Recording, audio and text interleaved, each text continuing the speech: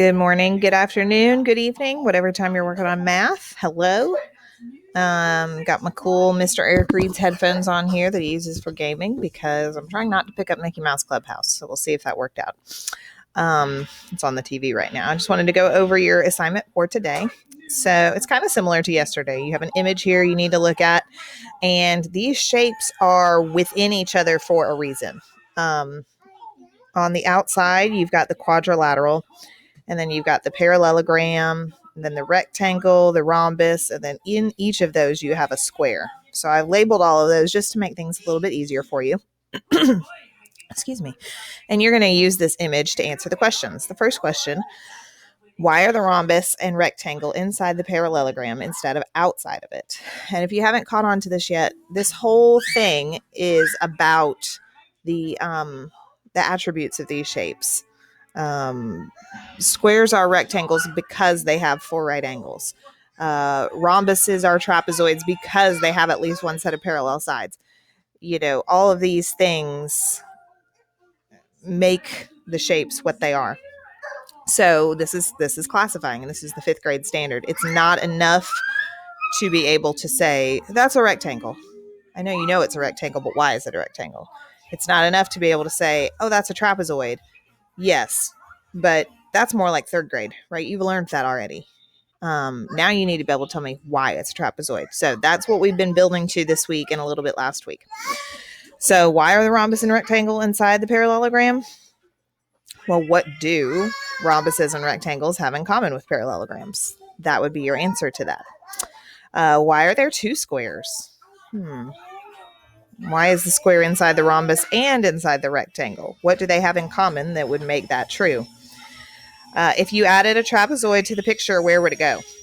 Would it go outside the quadrilateral? Would it go inside the quadrilateral? Would it go inside a square, inside the rectangle? You tell me. And then why? Why is a very important question here. What's the difference between a rhombus and a square? What is the difference between this shape and this shape? Please don't use the word slanted. It has nothing to do with that. There is something different about a square that is always true about a square that is not necessarily true about a rhombus. Hint, it has something to do with angles. And which shape has the most names? I've given you that question like 3 times already, so I'm hoping we're picking it up. If not, you can go back and look at yesterday's assignment. And tell me something good. I just want to know something good.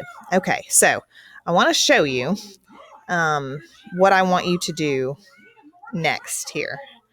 So I am going to pretend to take this quiz. It's not a quiz, just an activity. But I have to set it to grade so that you can see the feedback. This feedback is as important as you answering the questions. Okay? I'm just going to go through and type a letter so that it allows me to submit, because of course all of these are required. And this, again, is super important. After you hit submit, you need to go click view accuracy. Go see if your answer was right. You will not learn anything if you don't do this. This is super important. Red flag, bright neon lights flashing.